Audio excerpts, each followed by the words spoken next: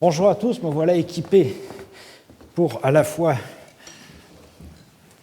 le public que nous avons aujourd'hui, celui que nous aurons sur Internet et aussi France Culture. Et j'ai reçu hier la journaliste qui s'occupe de la radiodiffusion qui m'a fait de grandes recommandations concernant les images en me demandant de les commenter de façon à ce que ce soit compréhensible pour les auditeurs. Nous voyons aujourd'hui notre deuxième cours sur les parfums de l'Antiquité en abordant celui des emplois qui étaient bien plus larges dans l'Antiquité que les nôtres en ce qui concerne les parfums. Car ces emplois vont des emplois religieux et rituels à la séduction, bien entendu, en passant par la médecine, l'aromatisation des boissons et des nourritures. Ces usages sont surtout connus par la littérature, principalement grecque et latine, mais l'archéologie commence à apporter quelques compléments de plus en plus importants, à la fois sur l'emploi des parfums dans les civilisations sur lesquelles nous avons moins ou pas du tout de sources littéraires, et sur des pratiques que les sources écrites ne mentionnent pas ou mentionnent incomplètement. Comme nous l'avons vu dans le cours précédent, les techniques de fabrication des parfums et les usages ont été lentement élaborés et ritualisés au cours de l'âge du bronze, voire plus anciennement encore.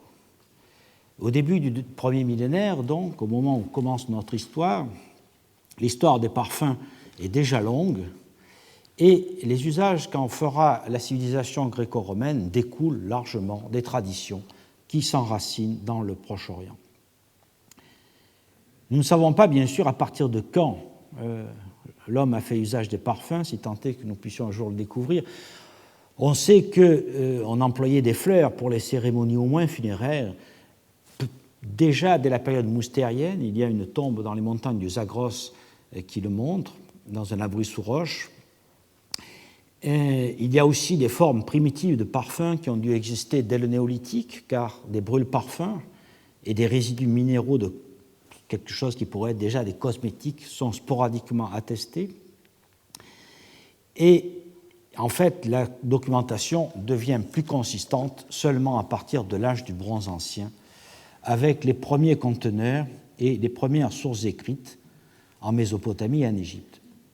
Globalement, pour cette partie, je renvoie à la mise au point d'Elisabeth Daudinet, qui a publié un article tout à fait intéressant, une synthèse sur ces questions, qui s'appelle « Le rôle des substances parfumées dans les fonctions matérielles et symboliques au Proche-Orient à l'âge du bronze », et qui est paru dans ce recueil publié sous la direction de Lydie Boudiou, Dominique Frère et Véronique Mel, qui s'appelle « Parfums et odeurs de l'Antiquité », paru à Rennes en 2008, que nous aurons l'occasion de citer à plusieurs reprises. Une version ancienne de l'épopée de Gilgamesh raconte que Utanapishti, qui est l'équivalent de Noé, vous savez, le survivant du déluge, avait remercié les dieux de l'avoir sauvé, et l'épopée écrit « Je disposais de chaque côté 7 vases à boire dans lesquels je versais roseaux odorants, cèdre et myrte. Les dieux humèrent l'odeur, les dieux humèrent la bonne odeur et s'attroupèrent comme des mouches autour du sacrificateur. » Et on dispose de sources plus précises à partir de l'âge du bronze moyen, notamment grâce aux textes paléo-babyloniens, paléo-hittites et égyptiens qui montrent la pratique du brûlage de l'encens dans des brûle-parfums, des libations d'huile parfumée sur les autels, en onction des portes et des statues. Les renseignements les plus précis sur les usages anciens ont été fournis par les archives de Mari. La ville située sur le Moyen-Euphrate, comme vous le savez, fut prise par Hammurabi au XVIIIe siècle avant Jésus-Christ, et à cette occasion, le palais de Zimrimlin, le dernier roi de Mari, fut détruit et ses archives, sous forme de tablettes d'argile, furent brûlées et donc préservées pour nous. On y trouve des attestations de l'usage des parfums en onction du souverain, lui conférant ainsi la royauté et l'invincibilité, ainsi que l'attestation d'aspersion du palais dans les rituels funéraires, en onction des animaux à sacrifier et des béliers de guerre. Mais au-delà de ces emplois rituels, on constate que l'usage est courant à la cour du roi, pour le roi lui-même, pour la reine, pour les femmes du harem, et le roi en offre aussi aux ambassadeurs et à l'occasion à des fonctionnaires ou à des invités qu'il convie à son banquet. À l'âge du bronze récent, on trouve des attestations d'offrandes d'huile répandues sur des objets sacrés, comme par exemple un bétil à Émar, ou lors de sacrifices comme à Ougarit ou en Assyrie. La correspondance d'Amarna nous donne aussi des compliments sur la Syrie du XIVe siècle. L'huile parfumée fait alors l'objet de cadeaux diplomatiques et conserve une valeur symbolique. Versée sur la tête, elle sanctionne les rites de fiançailles, la réception du messager et l'intronisation royale. Un peu plus vers l'ouest, dans la civilisation messénienne, les tablettes en linéaire B attestent surtout les offrandes d'huile aux dieux et en allocation wanax. Elles ne rapportent guère d'usage séculier, sauf pour les banquets, mais il est difficile de faire la part du séculier et du rituel.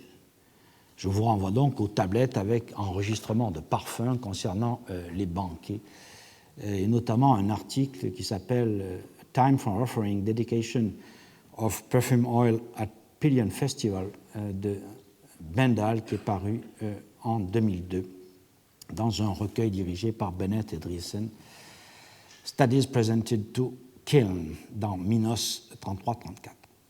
Donc, si on résume globalement, en fonction des sources disponibles, il semble que l'usage des parfums ait eu, au début de l'âge du bronze, principalement un rôle rituel, en rapport avec le culte divin, et qu'il se soit progressivement étendu au roi, auquel il conférait des pouvoirs de commandement et d'invincibilité au cours de cérémonies rituelles. De là, le parfum serait passé à l'usage quotidien des rois d'abord, puis de leur entourage, et enfin de l'aristocratie par imitation. Parallèlement, il y aurait eu une spécialisation progressive, les parfums à brûler, bois et résine, dont l'encens était réservé aux communications avec les dieux, qui se nourrissaient de ces senteurs.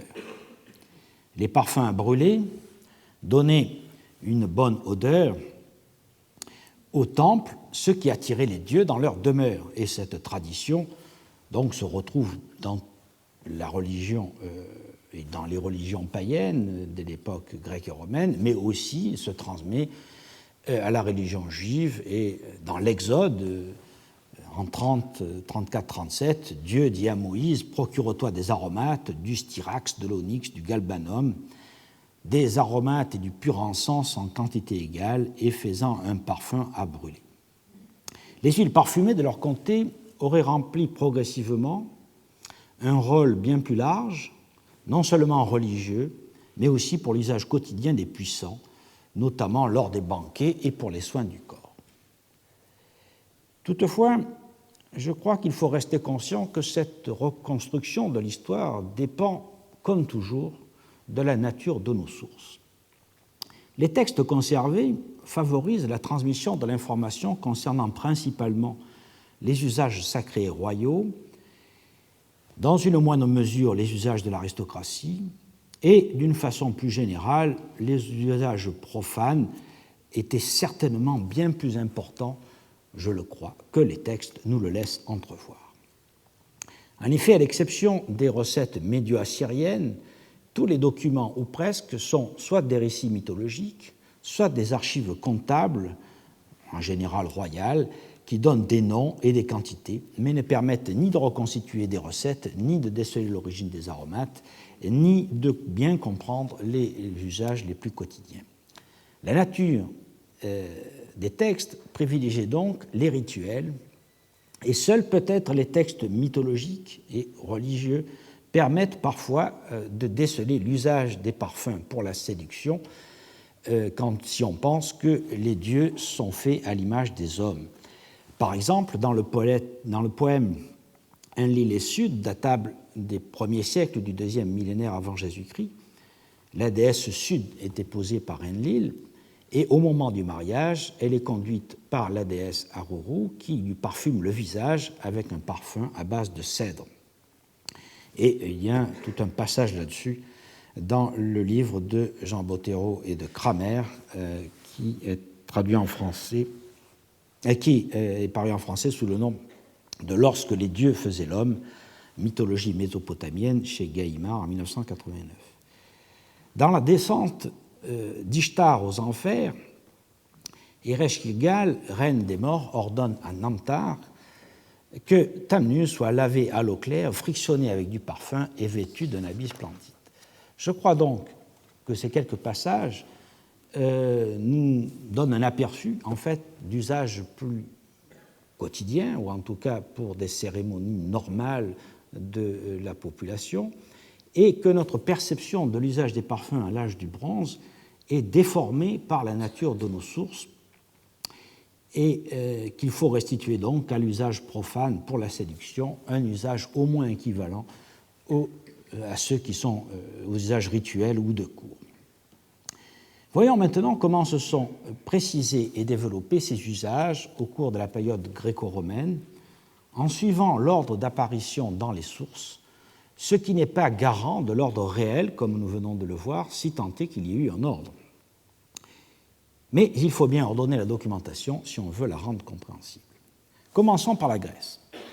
Pour le culte, le parfum a été employé sous deux formes.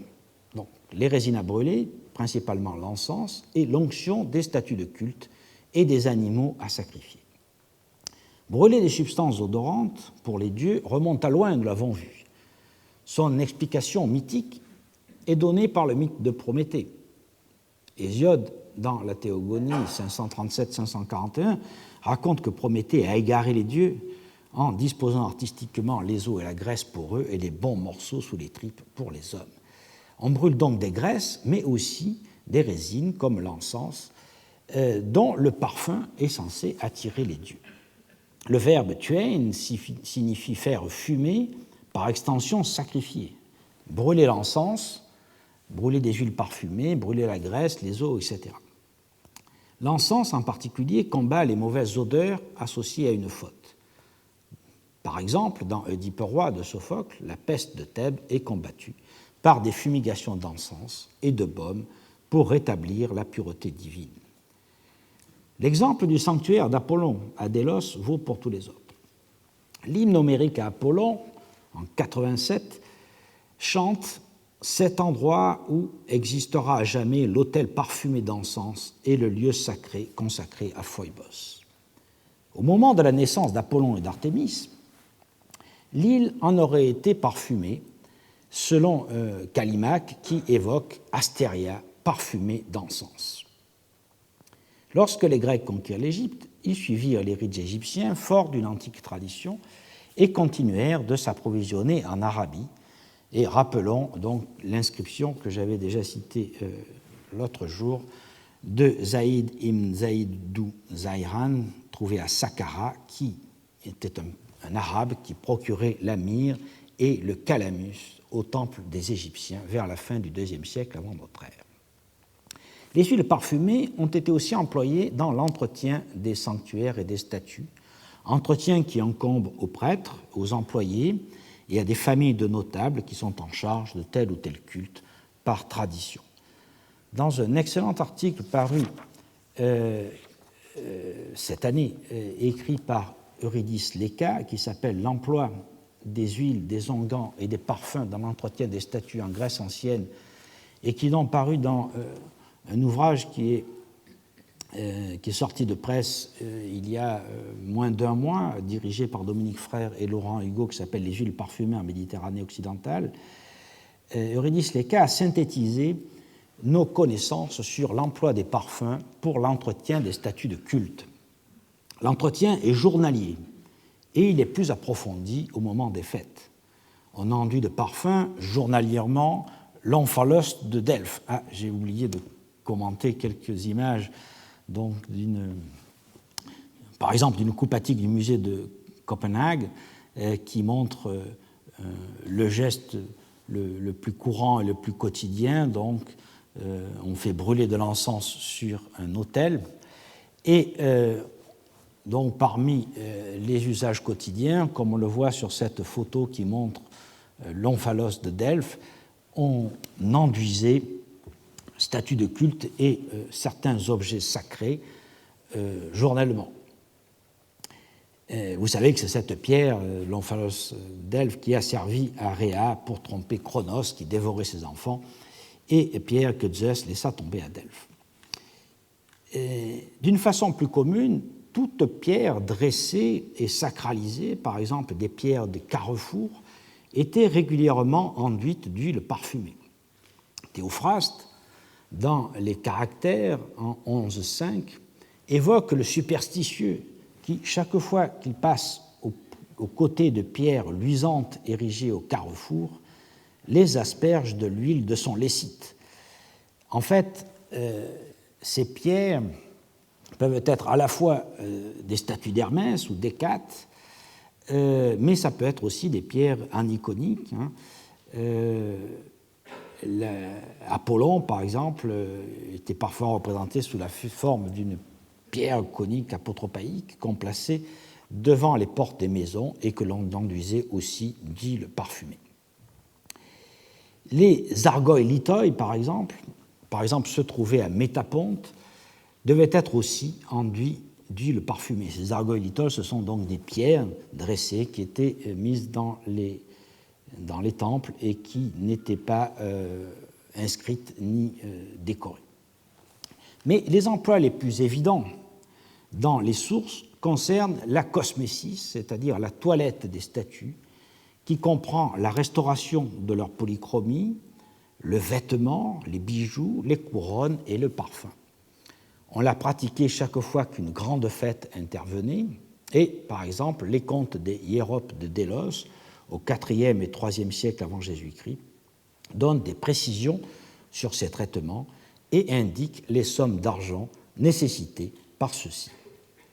Gary Reger a étudié les contes entre 304 et 169 avant Jésus-Christ dans son ouvrage intitulé Regionalism and Change in the Economy of Independent Delos, paru à Berkeley et à Londres en 1994, et il a repris la question dans un article qui s'appelle The Manufacture and Distribution of Perfume, paru dans un recueil intitulé Making, Moving and Managing the New World of Ancient Economy, paru à Londres en 2005. J'en extrais quelques passages. Il indique qu'au mois de Galaxione, qui est à peu près février-mars, pour la cosmésis de l'Artémision et de la statue de la sœur d'Apollon, on achète des éponges, du natron, de l'huile d'olive, de l'huile parfumée et surtout de l'huile à la rose, donc du muron rhodinone, ainsi que de la cire d'abeille. On voit donc que ces pratiques étaient extrêmement courantes et nécessitées par les besoins religieux et que cela créait une demande certainement importante de la part de tous les sanctuaires. Et comme vous le savez, dans la Grèce ancienne et dans le monde grec, il y avait des sanctuaires absolument partout. Un traitement particulier était réservé aux statues chryséléphantines qui nécessitaient d'être traitées à l'huile pour que l'ivoire ne se dessèche pas, mais en l'occurrence, il s'agit alors d'un traitement de conservation et non d'embellissement à l'huile parfumée et n'entre donc pas directement dans notre propos. L'onction du cadavre pour les funérailles est un autre type d'utilisation des parfums à l'époque grecque. On enduit le cadavre avec des onguents parfumés et c'est un rite qui tire probablement ses origines de la nécessité de préserver quelque peu le corps en attendant l'inhumation ou l'incinération. C'est un rituel très ancien dont on a les premières attestations dans l'Iliade. Le corps de Patrocle est oint de parfum, et je vous renvoie au chant 18 de l'Iliade, au vers 349-351, et à la mort d'Hector, son corps est préservé par les onguents qu'apporte Aphrodite, et c'est rapporté au chant 23, au vers 184-187. Par la suite, cette tradition d'un rituel assimilant le mort à un héros se perpétuera, notamment lors des funérailles aristocratiques. Et ici, sur cette photo, je vous ai mis simplement une représentation d'une prothésis, de l'exposition d'une défunte dans une tombe lucanienne de Paestum du IVe siècle, très influencée par l'iconographie grecque. Et vous remarquez qu'à côté de la défunte, sur le lit funéraire, se trouve, puisque j'ai un pointeur, j'en profite, se trouve ici un alabastre qui est la représentation et la symbolisation du traitement que subit le corps au moment de cette prothésis, de cette exposition. Archéologiquement, le rituel d'oindre le corps et de parfumer l'urne est présent dans les tombes les plus anciennes. Je cite seulement 2 exemples. En Orient, la nécropole de Ialissos à Rhodes livre systématiquement des flacons dans les tombes à partir du 8e siècle. Par exemple, la tombe 393 du 3e quart du 8e siècle contenait des vases à parfum chypriotes accompagnés d'imitations qui attestent donc à la fois l'importation et la fabrication locale. En Occident, la nécropole de Pittecus, fouillée par Giorgio Buchner dans les années 60 et 70, a livré un grand nombre de tombes du haut archaïsme, de la période orientalisante, et dans la tombe 168, qui est datée des environs de 720 avant Jésus-Christ, que vous voyez sur l'écran maintenant, tombe particulièrement célèbre parce que c'est celle de Nestor, ce personnage qui a gravé sur la coupe de la partie haute ici son nom et un distique qui évoque la pratique du banquet. On a donc un ensemble qui symbolise toute la vie dans l'autre tombe, mais aussi la bonne vie terrestre, c'est-à-dire tout le service à banquet avec la coupe donc de Nestor et le cratère, et comme vous le voyez en partie basse, un ensemble de vases à parfum, en l'occurrence de 6 flacons à parfum, qui associent donc à la fois le parfum aux funérailles, mais peut-être aussi, comme nous le verrons, au banquet aristocratique.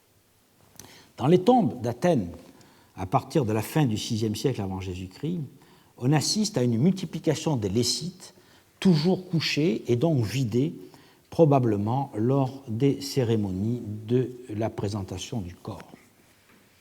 Une observation analogue a été faite dans la fouille menée avec beaucoup de soin par Antoine Hermary, Christina Panayotova et Dimitar Nedev dans la nécropole d'Apollonia du Pont à Sozopol, en Bulgarie, nécropole dite de Kalfata, et qui a été publiée récemment, qui a été publiée en 2010 sous le titre Apollonia du Pont, la nécropole de Kalfata, 5e siècle, 3e siècle avant Jésus-Christ, chez Actes Sud.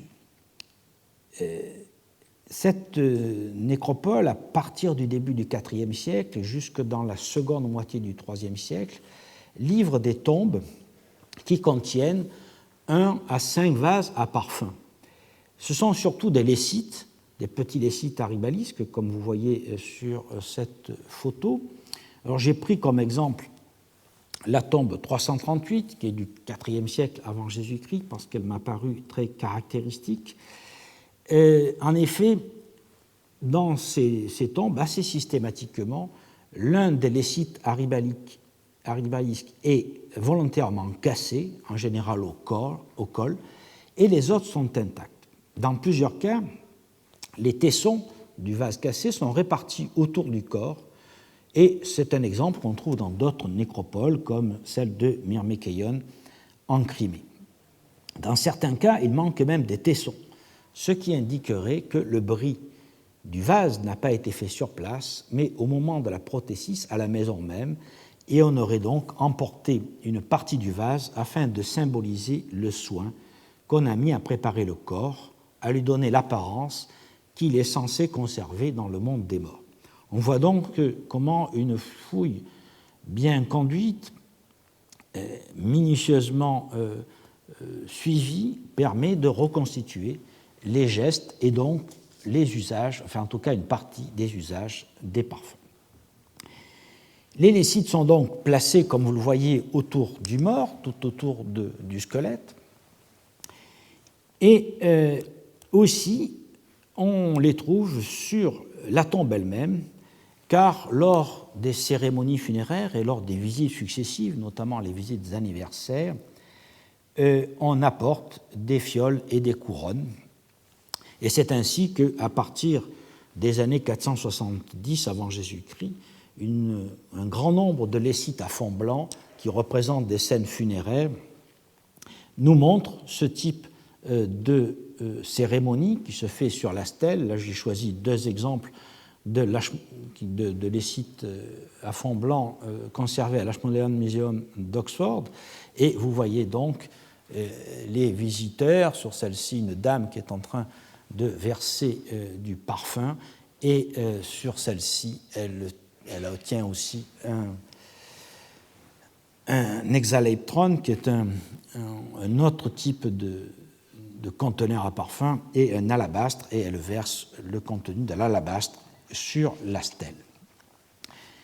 Des morts, nous pouvons remonter jusqu'aux malades et voir que durant toute l'Antiquité, on a aussi utilisé les parfums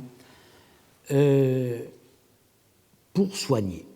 En fait, pendant toute la période, la pharmacie, où nous l'entendons aujourd'hui, ou la droguerie et la parfumerie ne sont pas vraiment distinctes. Les mêmes procédés aboutissent à des onguents utilisés aussi bien pour soigner que pour parer. Certains sont spécifiques, notamment les parfums composés, compliqués, destinés aux aristocrates, mais la plupart des parfums de base pouvaient avoir des applications thérapeutiques. Et il est significatif que les recettes qui nous sont parvenues sont transcrites dans des traités de médecine. Dans la pharmacopée hippocratique, l'huile est ainsi largement employée, autant que le vin, dont l'alcool dissout de nombreuses substances. Et je vous renvoie à un article paru de nouveau dans les huiles parfumées, les actes du colloque qui vient d'être publié en 2012, un article de Lydie Boudiou qui s'appelle « L'huile et le corps médical, usage de l'huile dans la pharmacopée hippocratique ». Elle vient donc d'offrir une synthèse dont j'ai extrait quelques passages qui m'ont paru significatifs. L'huile végétale est en effet une base qui sert à élaborer des remèdes sur lesquels on fixe des principes odorants qui y étaient supposés actifs, et on les mélange à de la farine, à du miel ou à du vin. Les médecins font la distinction entre l'huile pure qui est essentiellement l'huile d'olive, et le parfum, qui l'un s'appelle élaïon et l'autre s'appelle murone. Ce murone peut être l'huile parfumée à la rose, qu'on trouve très fréquemment, le rhodinone élaïon, l'huile parfumée au narcisse, le narcissinone, au lys, à l'iris, l'irinone, etc. Ces huiles parfumées sont utilisées en pessaire, en onction, en lavement, en infusion, en application, par exemple sur le visage, car l'huile préserve l'épiderme, l'hydrate et la nourrit. Hippocrate et ses successeurs l'emploient surtout pour le traitement des maladies gynécologiques, des accouchements et des avortements. Lydia Boudou cite à ce propos la prescription suivante du corpus hippocratique: du traitement de l'avortement, quand une femme se blessant, l'enfant ne sort pas, soit parce qu'il est putréfié, gonflé, soit parce que quelque chose de ce genre l'empêche de sortir, il faut employer du jus de poireau, d'ache exprimé à travers un linge, un cotyl d'huile de rose, un quart de cotyl de graisse d'oie, 3 oboles de résine fondue dans de l'huile. Un peu plus loin, on apprend qu'on doit injecter l'huile de narcisse et du vin doux.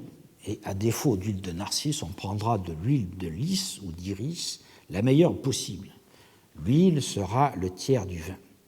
On voit donc que les odeurs diffèrent selon les recettes et selon les prescriptions, et il semble clair qu'elles n'ont qu'un rôle secondaire et que l'important, en l'occurrence, c'est bien l'huile qui aide à évacuer et qui aide à adoucir. ainsi que l'alcool que contient le vin et qui sert à désinfecter. Dans les traités hippocratiques, on ne trouve pas de recette de médicaments précisément, mais à la fin du IVe siècle avant Jésus-Christ, Théophraste, dans son traité des odeurs, confirme que, je cite, les médecins utilisent des substances aromatiques qui ont des caractéristiques astringentes et échauffantes, comme le parfum à l'iris, et qui ont donc aussi des vertus pharmacologiques. Des traités postérieurs, dont l'existence nous est révélée par Athénée, devaient contenir des recettes ou d'autres recettes. On sait par exemple qu'il existait un ouvrage de Philonides au 1er siècle avant Jésus-Christ et un autre d'Apollodore dont les passages concernaient le traitement des maux de tête et notamment après boire, et on utilisait pour cela des parfums. Malheureusement, ces ouvrages sont perdus et les recettes également. Des parfums particuliers faisaient l'objet de prescriptions précises. L'aegyption, donc le parfum égyptien, est souvent prescrit par Hippocrate. Théophraste indique qu'il était préparé à base de cannelle, de myrrhe et d'autres ingrédients. Et je vous renvoie au paragraphe 28 du Deodoribus. Certaines villes s'étaient d'ailleurs fait une spécialité de fabrication de parfums à visée thérapeutique. Athénée cite le traité sur les parfums d'Apollonios l'Hérophiléen qui évoque les meilleurs lieux de production, l'Égypte et la Syrie. Il dit les meilleurs métopiones et mendésiones sont préparés en Égypte. Et Pausanias, dans la Périégèse, au livre 9, paragraphe 41, rapporte que, à son époque, on produisait à Chéronée en Béotie des parfums à base de lys, de rose, de narcisse et d'iris qui étaient utilisés en médecine. Archéologiquement, les témoignages sont bien plus rares, bien entendu, car on voit mal comment on trouverait trace de ces gestes. Tout au plus peut-on se tourner vers quelques découvertes épigraphiques qui fournissent quelques inscriptions. J'en ai retrouvé une du 1er siècle avant Jésus-Christ, trouvée à Lébénan en Crète, et qui est une dédicace à Asclépios qui mentionne l'utilisation du rhodinone pour soigner un ulcère. De cet usage médical, nous pouvons commencer à passer aux usages profanes qui sont bien entendu surtout tournés vers la séduction, séduction hétérosexuelle et séduction homosexuelle. Mais on trouve aussi quelques mentions du parfum employé pour le bien-être domestique et notamment en parfumant les maisons. Amphis, dans une comédie, met en scène Pénélope préparant l'accueil d'Ulysse en brûlant un encens royal et le faisant enduire de mégaléon, un parfum qui était alors hautement célèbre. On parfumait aussi le vin pour lui donner une bonne odeur et l'adoucir. La pratique remonte là aussi très haut dans le temps, avec l'ajout de térébinthe dans les vins de l'âge du bronze et de miel. Théophraste mentionne les aromates qu'on a ajoutés au vin dans le Deodoribus au paragraphe 8 et 9, et au paragraphe 10, il indique que du parfum et des substances aromatiques parfument subtilement le vin alors qu'il gâte le goût de certaines nourritures. Au paragraphe 11, qui suit donc, il spécifie que les vins doux qui n'ont pas de parfum ont besoin d'être parfumés par adjonction d'aromates. Et au paragraphe 67, il traite spécifiquement de la myrrhe et disant « Plus les poudres parfumées sont composées de nombreux éléments, plus elles sont de bonne qualité. En les mêlant au vin, elles accroissent le parfum de certaines substances odorantes et certaines résines comme la myrrhe. » Et il conclut « Le vin est une substance susceptible d'absorber les odeurs, ce qui sera repris par Pline bien plus tard dans le livre 13 au paragraphe 25. » Du vin, on peut passer à l'utilisation du parfum comme statut symbole. Dès l'époque archaïque, au témoignage d'Archiloque, on se parfumait et on se parfumait notamment les cheveux.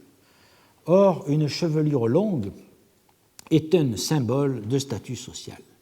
Les héros et les dieux ont les cheveux longs, chez Homère, par exemple au chant 2 de l'Iliade, paragraphe vers 323 ou au chant 2 de l'Odyssée en 408.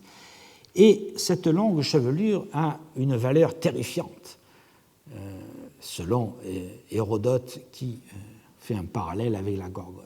Et de fait, Léonidas et les Spartiates, avant leur combat désespéré aux Thermopyles, sachant la mort venir, soignent particulièrement leur chevelure.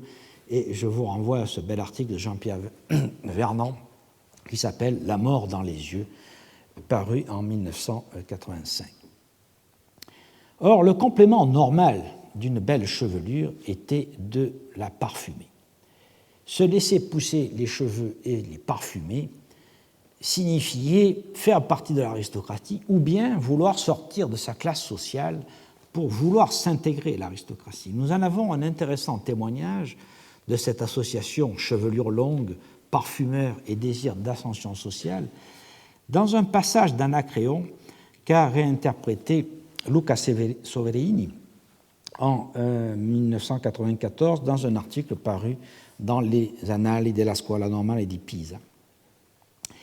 Le vers conservé par le grammairien Héphaestion nous dit « Demande à Stratis le parfumeur s'il se laissera pousser la chevelure », ce qui signifierait, d'après Soverini, que le parfumeur, enrichi par son commerce, voudrait bien s'assimiler aux aristocrates en se donnant l'aspect des aristocrates, donc en se laissant pousser les cheveux et en se les parfumant.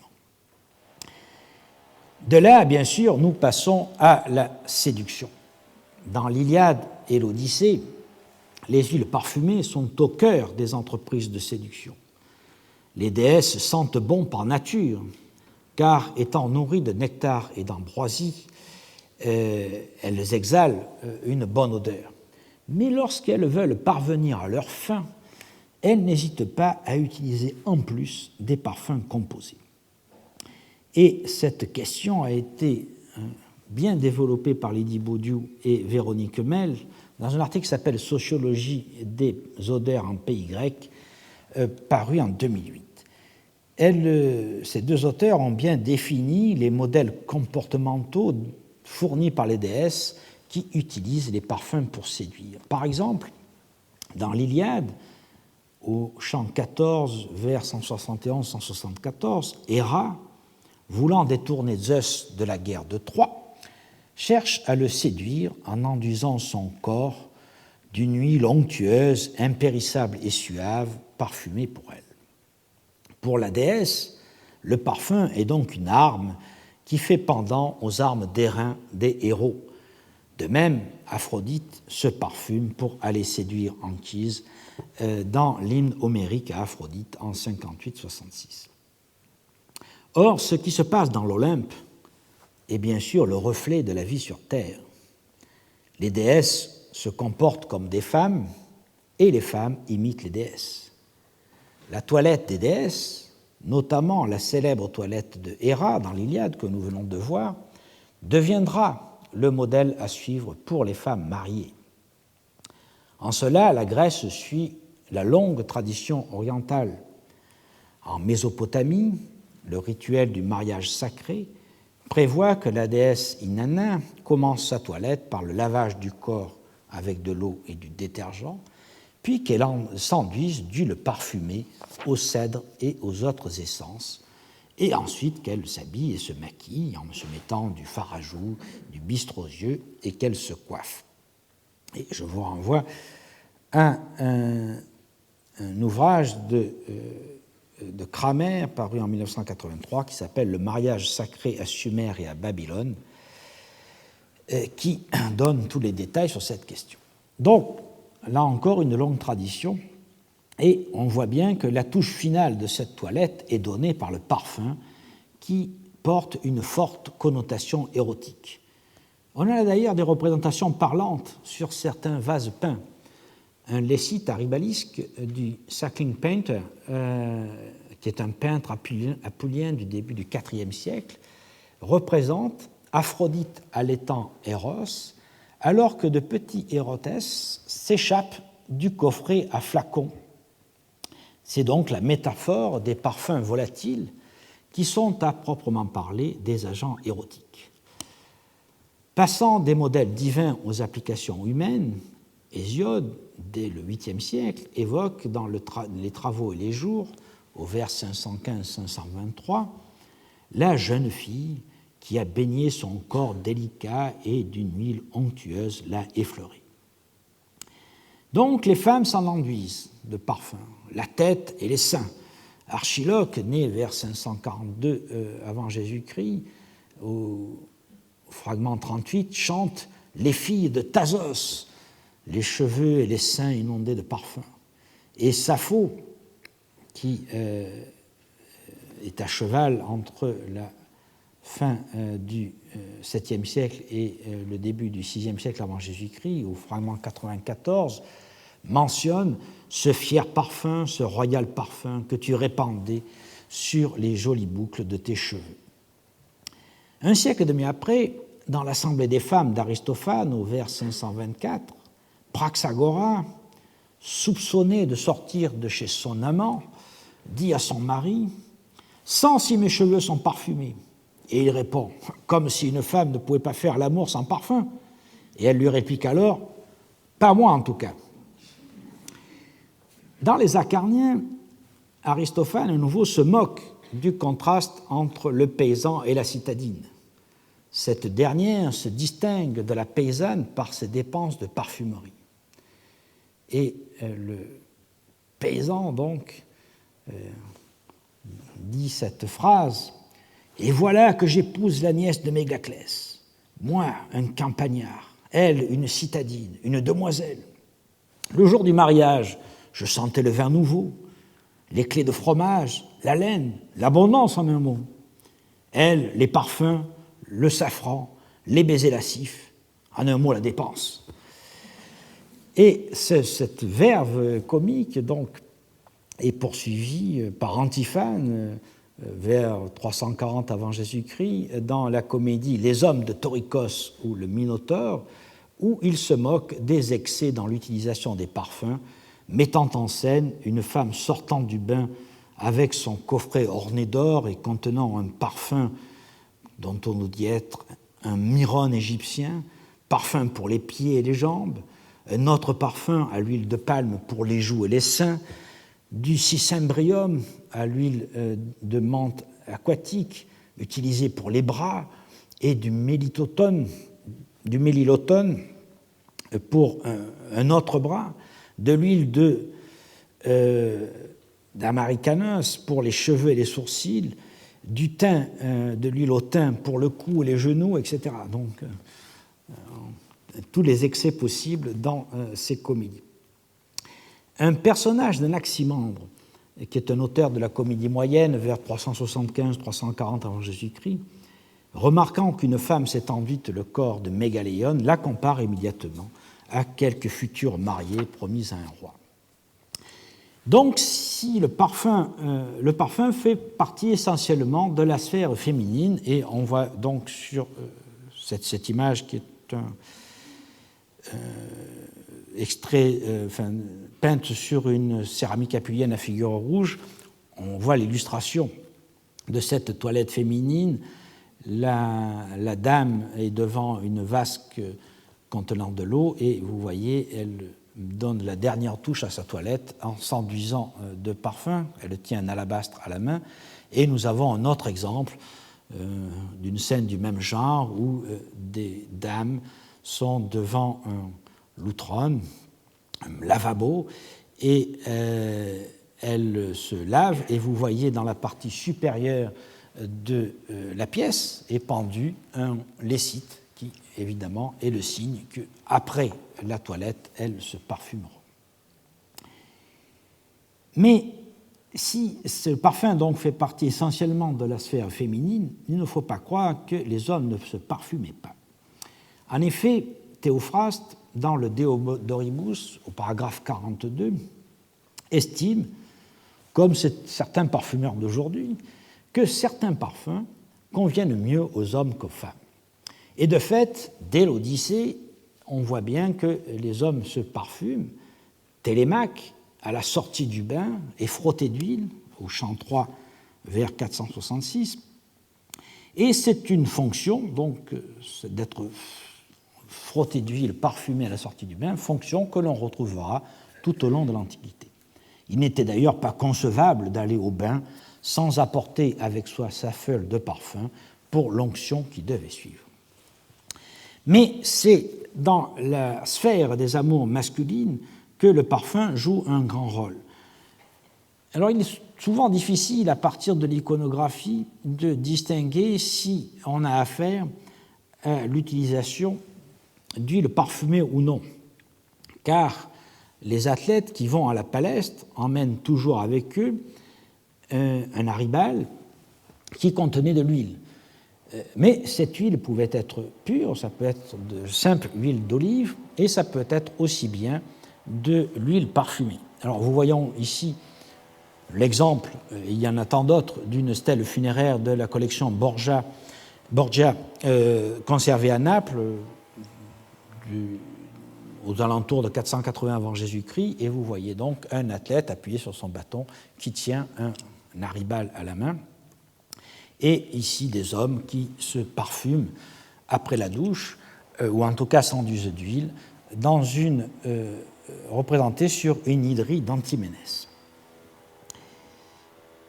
Mais certainement, au-delà de l'usage du parfum à la palestre, on utilise le parfum lorsque on cherche à séduire les garçons.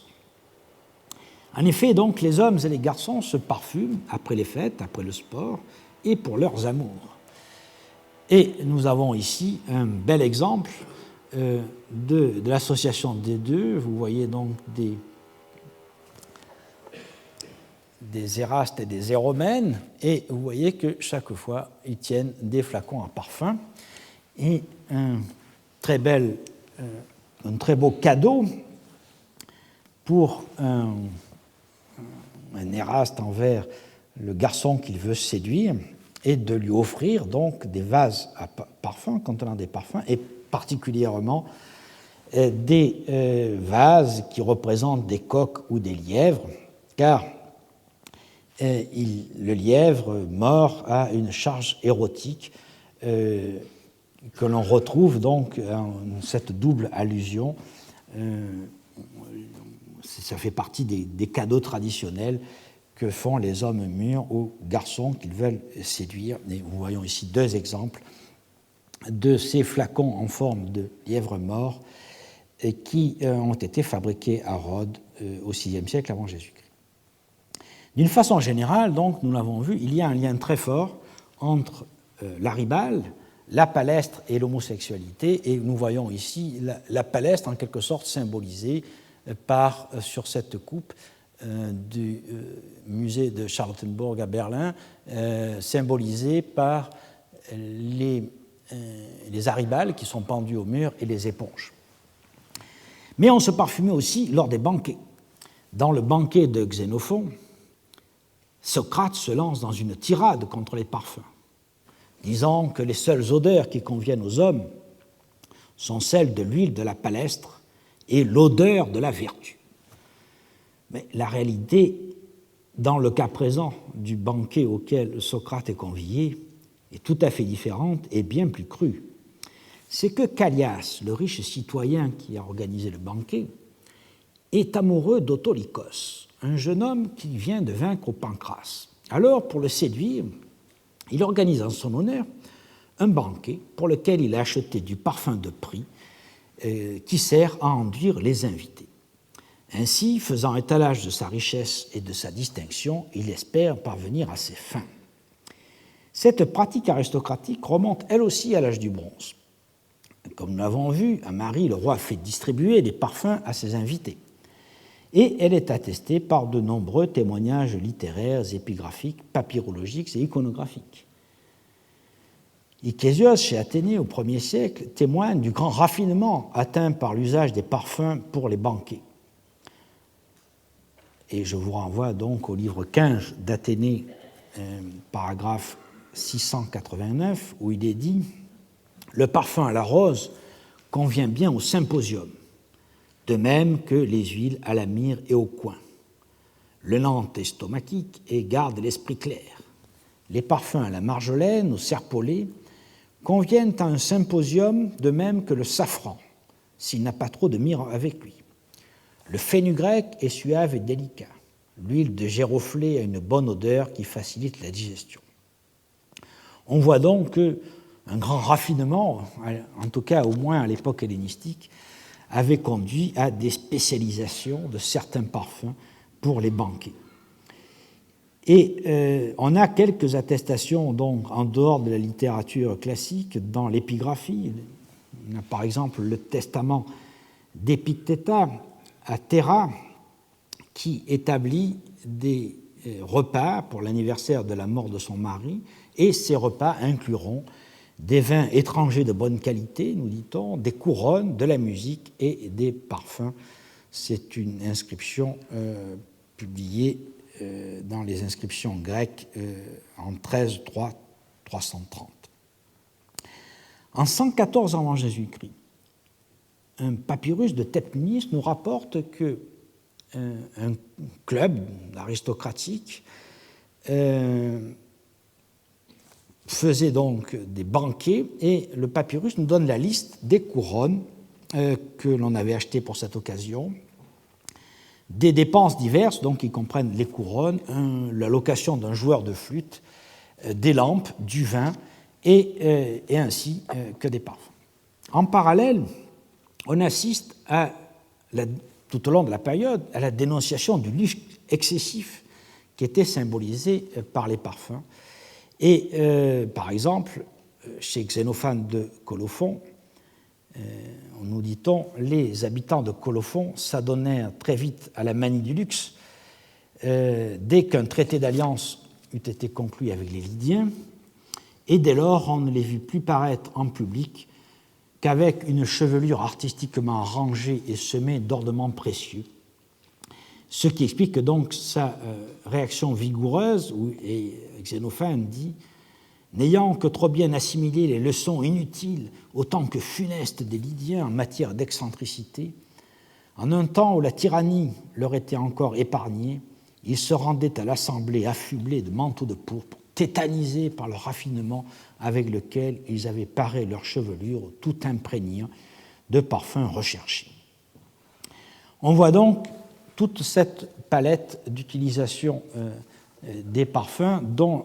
évidemment les dernières consistant à les utiliser pour séduire les hommes et les femmes n'étaient certainement pas les dernières ni les moins importantes. Alors voyons voir maintenant comment cette utilisation s'est transmise à l'Occident, en commençant par l'Étrurie et l'Italie pré-romaine. Les Étrusques ont été aussi de très grands consommateurs de parfums. Nous aurons quelque chose sûrement de beaucoup plus détaillé sur la question et sur l'histoire de ces parfums la semaine prochaine avec l'intervention de Dominique Frère, mais je vais donner quand même quelques indications générales.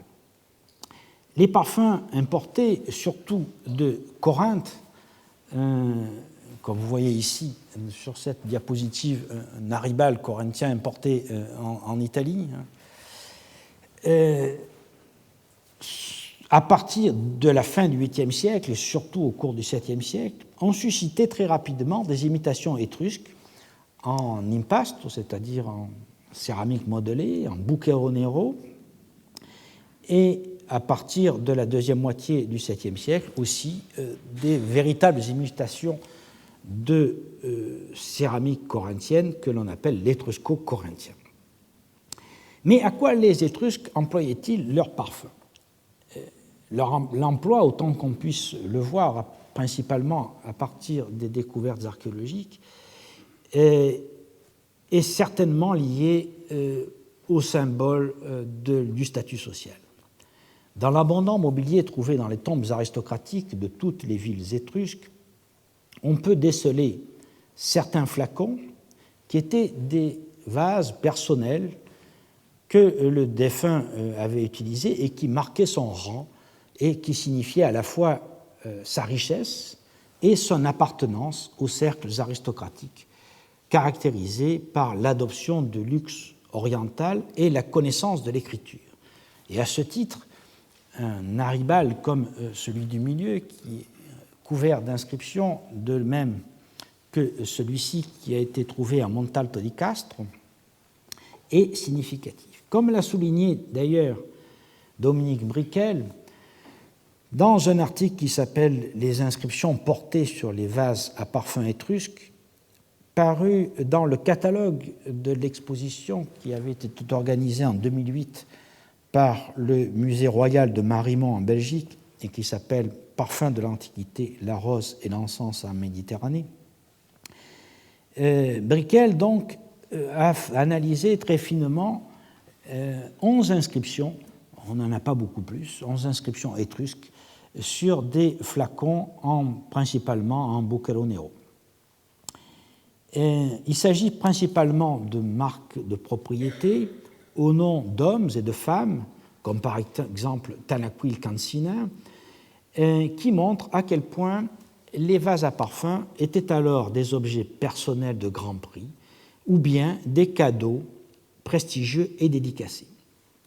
C'est le cas, par exemple, de l'Aribal des années 630 avant Jésus-Christ, de la collection Borgia, Aribal qui avait été donné par Veltur Pupiana et qui est un témoignage des dons et des contre-dons des princes étrusques archaïques. Les nobles procédaient à des échanges ostentatoires de cadeaux qui étaient encore valorisés par l'écriture, qui est une marque de prestige, car évidemment ça montre que les aristocrates qui s'échangent ces cadeaux savent lire et écrire, et cela explique donc le rôle décoratif de cette écriture, de ces textes, qui peuvent être insérés de façon très artistique, comme vous le voyez donc dans le cas de l'Aribal de Montalto di Castro, qui a été publié par Mauro Cristofani dans La Parole del Passato en 1975. Et vous voyez très bien sur la diapositive que la dédicace suit un trajet serpentin cerné par deux traits qui représentent donc un serpent. Comme en Grèce, le vin et le parfum sont deux composantes du luxe des élites. Ils sont liés au banquet et à l'érotisme. Les cadeaux de vin et de parfum sont donc des dons parfaits pour entretenir les relations d'amitié, c'est-à-dire de dons et de contre-dons. Un témoignage plus récent de cette valeur de statut symbole est donné dans la tombe récemment fouillée de Tana Presni Plecunia Umbralisa, qui a été trouvée à Chiusi en 2005 et qui est une tombe sensiblement plus tardive de la seconde moitié du IIe siècle avant Jésus-Christ.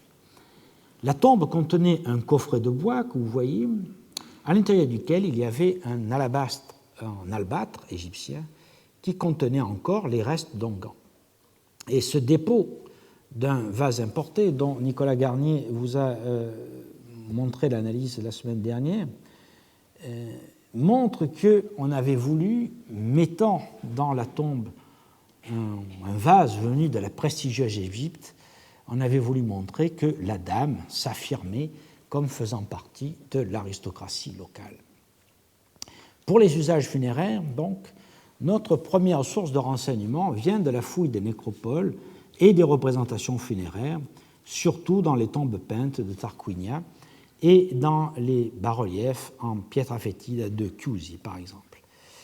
Les parfums servaient, comme en Grèce, dans le rituel funéraire pour la toilette du mort, et les flacons étaient déposés dans la tombe après avoir servi à cette toilette.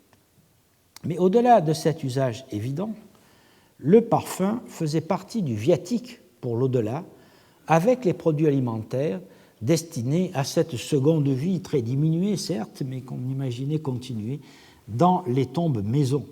Le mobilier mis à disposition du défunt pouvait être suffisamment abondant pour lui garantir sa survie dans l'au-delà, et il existe des tombes qui contiennent des jarres à provisions, des braseros pour faire la cuisine, des marmites et des services à boire. C'est le cas, par exemple, de la tombe numéro 4 de Monte Abbatone à Cerveteri, qui contenait dans la pièce principale 8 pitoi, c'est-à-dire 8 grandes jarres, plusieurs grands vases et des vases à boire.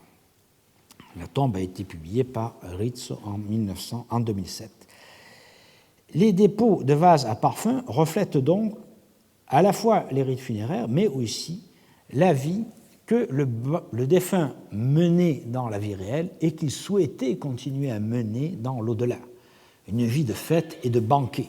Dans la tombe des léopards de Tarquinia, on voit donc au fond la scène de banquet qui est bien connue et de chaque côté les serviteurs qui apportent à la fois diverses sortes de cadeaux, du vin, etc. Et l'un d'eux, comme vous le voyez là, tient à la main un grand alabastre. Il est donc en train d'apporter les parfums qui serviront à enduire les participants à ce banquet. Et bien entendu, c'est toujours difficile archéologiquement de faire le départ entre ce qui était déposé dans la tombe pour accompagner le défunt dans sa vie nouvelle de l'au-delà et les parfums qui avaient été utilisés lors de la cérémonie funéraire elle-même, comme par exemple dans ce bas-relief de Chiusi, conservé au musée du Louvre, où vous voyez les dames qui tiennent les vases à parfum et qui sont donc en train de préparer le corps pour l'inhumation. D'un point de vue archéologique, on a quelques exemples bien clairs désormais, grâce à des nécropoles bien fouillées, de cet usage des parfums. Dans la nécropole de Ponte Cagnano, à côté de Salerne, qui est une sorte de poste avancé des Étrusques vers l'Italie du Sud, on est pratiquement à la limite entre la zone majoritaire d'influence grecque, avec la colonie de Poseidonia, et on est donc dans ce golfe de Salerne, où, à la suite d'une démarche pionnière de la surintendance dans les années 60, on a pu fouiller des milliers de tombes de toute période, depuis le Chalcolithique jusqu'à la fin de l'Empire romain, et la nécropole de Ponte Cagnano est surtout connue grâce aux travaux de Bruno D'Agostino, de Luca Cerchiai et désormais de Maria Assunta Cuozzo, est surtout connue par la qualité des tombes et la richesse des tombes de l'époque orientalisante et de l'époque archaïque. À partir du 7e siècle avant Jésus-Christ, on voit apparaître dans les tombes de Ponte Cagnano les aribales qui distinguent clairement les hommes et les enfants mâles des femmes. C'est un signe de l'acculturation grecque, le marqueur d'un usage et qui nous renvoie à la pratique de la palestre et donc de la bonne éducation. Dans une communication que Maria Assunta Cuozzo avait fait dans un colloque tenu à Naples en 2011, elle avait présenté, par exemple, le cas de la tombe 1964 de Ponte Cagnano, où on voit que l'aribale, qui contenait de l'huile ou de l'huile parfumée, apparaissait dans certaines tombes d'enfants, et dans ce cas précis, dans une tombe d'enfant entre deux onokoé et un skyphos, et qui montre bien que dès l'âge de 3 à 5 ans, qui est l'âge estimé de ce squelette, il y a une projection de l'identité d'adulte sur les enfants et de ce qui fera, ou de ce qui était censé faire leur vie future, et donc une vie de banquet et une vie de palestre et d'huile parfumée. Ce marqueur culturel, donc des exercices à la palestre, se retrouve aussi dans beaucoup d'autres tombes, y compris dans les représentations comme la tombe de Lachimie de Chiusi vers 480, où, dans un contexte de sport, un contexte athlétique, un serviteur apporte un petit aribal à l'athlète qui fait des exercices. Enfin, comme partout, les huiles parfumées servaient de médicaments et les Étrusques étaient réputés pour leur fabrication de médicaments. En tout cas, Théophraste, dans l'Histoire des plantes, au livre 9, paragraphe 15, qualifie le peuple étrusque de tyrénon pharmacopoion, c'est-à-dire de pharmacopoion ethnos, c'est-à-dire de fabricants de médicaments, en quelque sorte. Et l'Étrurie et le Latium sont d'ailleurs des contrées riches en plantes, d'après lui, les plus riches en plantes en dehors de la Grèce, et c'est une tradition qui se continuera à l'époque romaine. D'autres peuples italiques ont aussi fabriqué des parfums. À la fin de l'orientalisant moyen, Capoue commence à produire des parfums dans de petits conteneurs. Plus lente, par contre, est la diffusion dans les montagnes et sur le versant adriatique. Ces régions ne seront touchées profondément que par le développement de l'emporia grec à partir des 6e et 5e siècles. Les cabanes fouillées à Satricum, par exemple, montrent que le parfum avait déjà un usage concret et quotidien. Et les tombes de Larine, vous voyez ici un exemple sur cette photo, dans le Samnium, montrent que la pénétration des parfums dans les rites funéraires est déjà bien présente au IVe siècle avant Jésus-Christ, puisque vous voyez à côté des vases du style de Gnatia un grand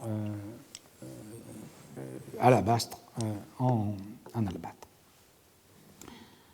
Avec la conquête romaine du littoral tyrrhénien, on peut se poser la question de savoir comment ces peuples montagnards ont adopté le parfum en suivant la culture grecque. On peut en avoir un aperçu grâce au mobilier des tombes. À titre de test, j'ai effectué un comptage des vases à parfum dans 50 tombes peintes de Paestum qui ont été publiées par Angela Pontandolfo et Agnès Rouveret dans un ouvrage remarquable qui s'appelle Les tombes et les pinti di Paestum, paru en 1992. Il s'agit en fait de tombes de Lucaniens, donc des peuples des montagnes, mais très influencés par la civilisation grecque. Ce sont des tombes d'aristocrates, et que l'on voit bien car elles sont peintes, donc ça suppose un certain degré de richesse. Et vous pouvez voir d'ailleurs ces tombes exposées dans le remarquable musée de Paestum. Et j'ai pris comme exemple les tombes qui sont datées dans le courant du IVe siècle avant Jésus-Christ. Ce sont toutes des tombes en caissons de tufs ornées de peintures. Alors on a d'abord des tombes masculines, vous voyez ici un exemple, qui sont toutes, disons, fournies avec des armes qui les caractérisent et un service à boire qui comprend à la fois des coupes et des amphores de vin. Mais une grande majorité de tombes comportent aussi des flacons à parfum. Certes, 7 des tombes masculines n'en comportent pas, mais les autres en comportent, et bien entendu, ce sont les tombes féminines qui en livrent le plus. On a des tombes où on a jusqu'à un maximum de 9 vases à parfum, mais en moyenne, on en a 2, qui donc est le signe de cet usage funéraire. Alors à cette époque, ce sont le plus souvent des lécites aribalisques à figure rouge ou à vernis noir, de fabrication locale ou régionale, mais on trouve aussi quelques goutis et 2 alabastres, surtout un peu plus tard, quand ils commencent à remplacer les lécites. C'est aussi, dans ces tombes, on trouve aussi des péliquets, notamment 4 péliquets qui ont été trouvés dans des tombes féminines et 2 dans des tombes masculines. Et ces péliquets que vous voyez ici sont des conteneurs de moyenne dimension qui devaient servir à entreposer de l'huile parfumée en plus grande quantité. plus grande quantité que les aribales et les lécites. Car ils servaient, on le sait par les représentations, ils servaient au transvasement dans les boutiques de parfumeurs. Et on en a par exemple une représentation sur une pelliquet du musée de Tarquinia où on voit des parfumeurs probablement en train de transvaser depuis des pelliquets dans des petits conteneurs qui peuvent être des lécites en fait, à l'aide d'un entonnoir, on les voit donc transvaser et détailler en quelque sorte les parfums. Mais on a donc cet ensemble caractérisé principalement par les lécites aribalisques et aussi donc quelques pelliquets pour des quantités plus importantes. Les hommes, comme nous l'avons vu, sont moins entourés de flacons à parfum. Comme je l'ai dit, sur 25 tombes masculines, 7 n'en contiennent pas. Mais les autres ont tous au moins un flacon avec eux, en général un lécite, mais aussi des gouttis, et parfois 2 vases, au maximum 4 d'ailleurs, dans une des tombes. La totalité de ces vases est de production locale ou régionale, ce qui implique que le parfum est produit dans la région même et le plus souvent à Paestum directement. Et nous verrons ultérieurement, dans un cours postérieur, que je propose d'identifier le marché à parfum de la Paestum d'époque romaine, fondation faite en 273 avant Jésus-Christ, dans la partie nord-ouest du Forum. Pour l'époque qui nous intéresse, en l'occurrence, c'est-à-dire le IVe siècle avant Jésus-Christ, on n'a pas les mêmes renseignements, mais on peut imaginer que, de même qu'à l'époque romaine, la fabrication et la vente des parfums se fera sur le Forum, que c'était le cas à l'époque gréco-lucanienne sur l'Agora. Mais là, l'Agora est localisée, mais n'a pas été encore véritablement fouillée. Et il faudra certainement être attentif à cette question lorsque cela sera fait un jour ou l'autre. Pour en finir avec les tombes de Paestum, il y a très peu d'alabastre en pierre, un seul en fait, qui pourrait être importé d'Égypte et qui pourrait être donc un signe d'un luxe particulier. Il a été trouvé dans la tombe Andrioul 57, qui date du milieu du IVe siècle, et on aurait donc là l'importation d'un parfum exotique qui montrerait une distinction particulière de l'occupant, si j'ose dire, de cette tombe. Mais le problème, c'est que la publication ne donne pas le détail exact de la nature de l'albâtre utilisé. Ça pourrait être un albâtre égyptien, mais ça pourrait être aussi une imitation faite en Italie, car on a mis en évidence une production de ces albâtres, de ces vases en pierre dans la nécropole de Tarente au cours des IIIe et IIe siècles avant Jésus-Christ. Et donc, c'est un point sur lequel il faudra qu'à l'avenir on soit beaucoup plus attentif dans les publications, bien précisées s'il s'agit de production véritablement égyptienne ou d'imitation locale. Donc on voit l'intérêt de ces sondages sur les nécropoles déjà publiés, mais pour avoir une vision plus générale, il faudrait multiplier ce type de recherche dans chacune des nécropoles, ce qui, évidemment, je n'ai pas eu le temps de faire. C'est une recherche en soi dont nous retrouverons la lacune pour la période romaine. Alors venons-en maintenant à Rome.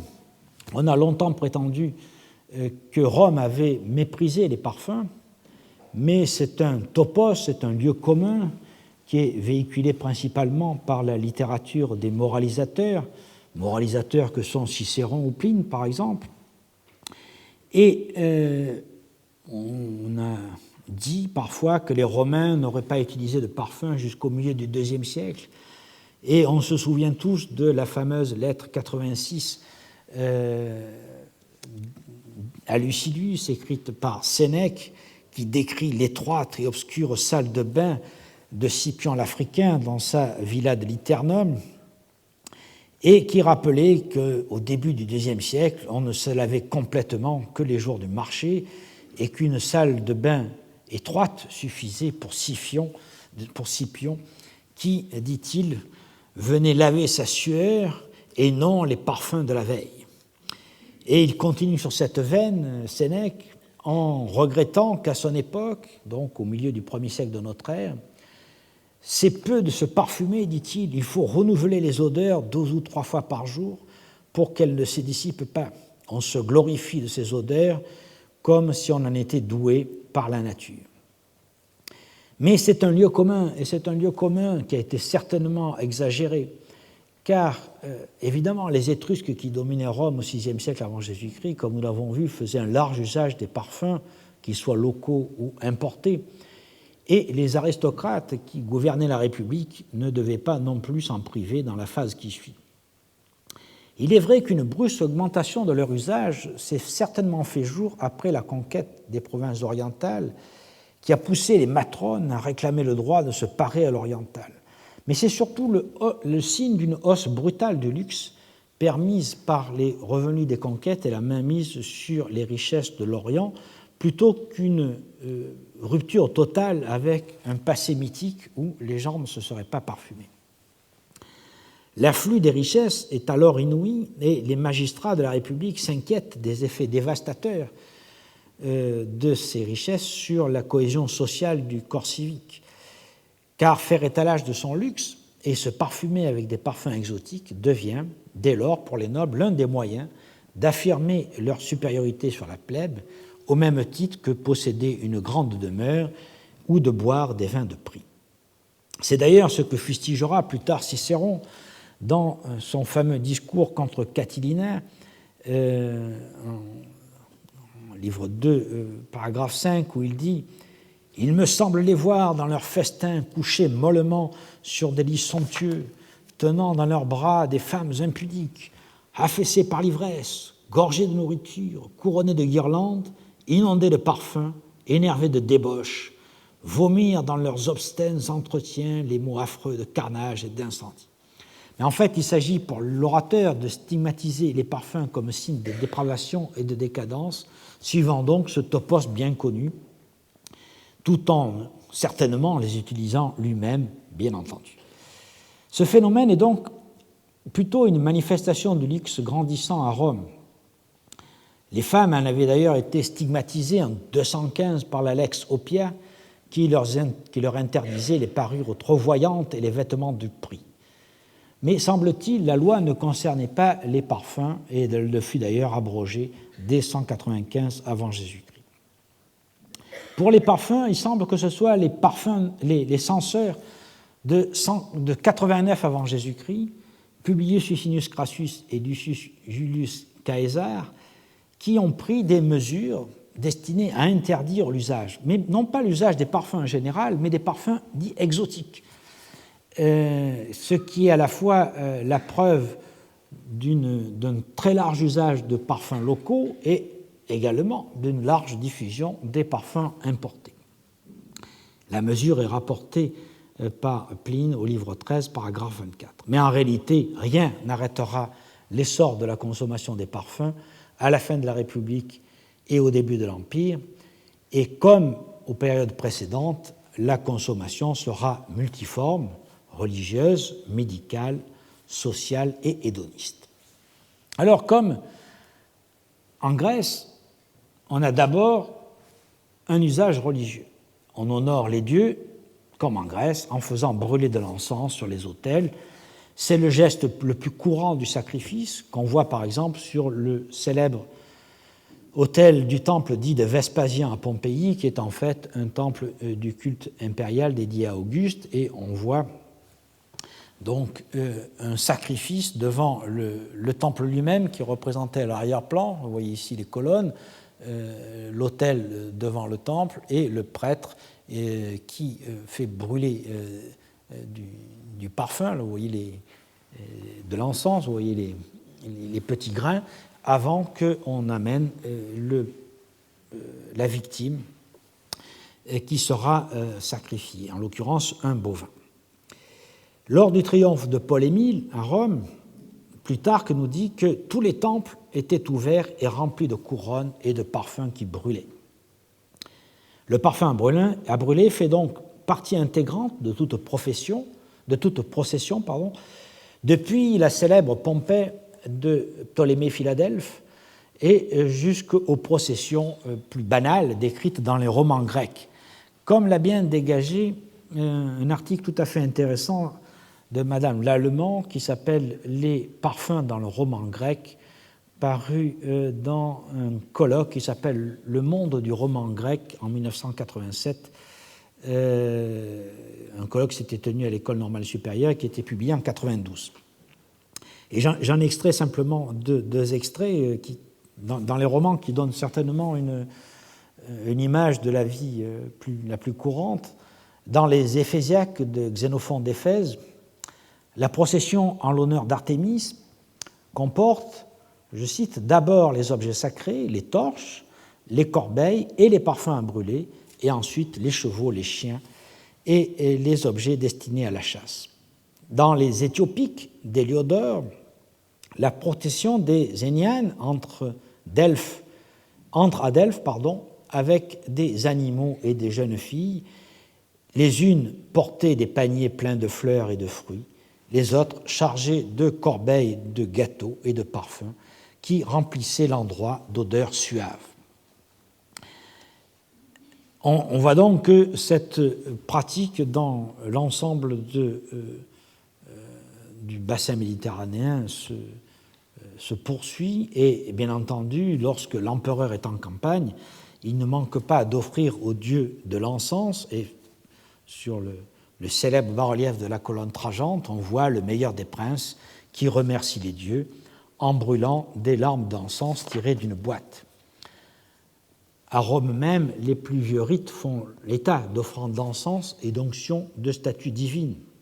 Les actes des frères Zarval, qu'a explicité John Shade dans son ouvrage Romulus et ses frères, font état chaque année d'offrandes d'encens et de libations de vin à Déadia pour attirer sur Rome sans bienveillance de déesses agraires et obtenir de bonnes moissons. On y trouve aussi mention de l'onction de statues de culte par un parfum spécial appelé l'oumémoulia à base de louma, qui est une sorte de menthe sauvage. Ce procédé de don contre don avec les divinités est une sorte de pacte de fidélité et de clientélisme passé entre les dieux et les hommes, et clairement exprimé par Tibulle dans l'ouvrage de Tibulle, où il dit qu'on brûle un religieux encens dans le foyer, qu'on brûle les parfums que l'arabe voluptueux envoie de son riche pays, que le génie assiste en personne au spectacle des honneurs qu'on lui rend, sa chevelure sacrée ornée de souples guirlandes, que des gouttelettes d'un art pur découlent de ses tempes, qu'il se rassasie avec le gâteau et s'arrose de vin pur, et qu'il te dise oui, ô Cornutus, à tout ce que tu te demanderas. C'est en ce sens donc qu'il faut interpréter le passage de Pline au livre 13, où il s'élève contre le fait qu'on utilise des parfums à l'armée, et en disant « ce genre de luxe a pénétré même la vie des camps, les aigles et les étendards poudreux et gardés par des mains vaillantes sont parfumés les jours de fête. Plût au ciel que nous puissions dire quel est l'auteur de cet usage. Sans doute est-ce mu par ce salaire corrupteur que les aigles font la conquête du monde. » Et donc, on a affaire pour les usages religieux, que ce soit aussi bien pour enduire les statues que pour brûler de l'encens, à un geste fréquent, voire quotidien, qui est représenté très souvent, non seulement sur le temple de Vespasien, mais aussi, par exemple, sur un sacrifice à Priape, que vous voyez sur un bas-relief de la collection Farnèse au musée archéologique de Naples, où le personnage sur un feu est en train de mettre des grains d'encens, ou dans les provinces, un sacrifice à des divinités locales sur un autel de Cologne, autel de Titus Flavius Constans, où on voit donc sur l'autel le prêtre en train de brûler de l'encens, usage donc extrêmement commun qui se poursuivra bien entendu dans l'Église primitive, où on continuera de brûler de l'encens et on consacrera les autels par effusion de parfums, et par la suite on enduira les empereurs eux-mêmes comme des statues divines pour les mettre sous la protection de Dieu. Dans les funérailles, de la même façon, l'usage des parfums entrait dans les dépenses normales, et on en a des sources juridiques, par exemple dans le Digeste, en 11.7.37 et en 15.3.7.3.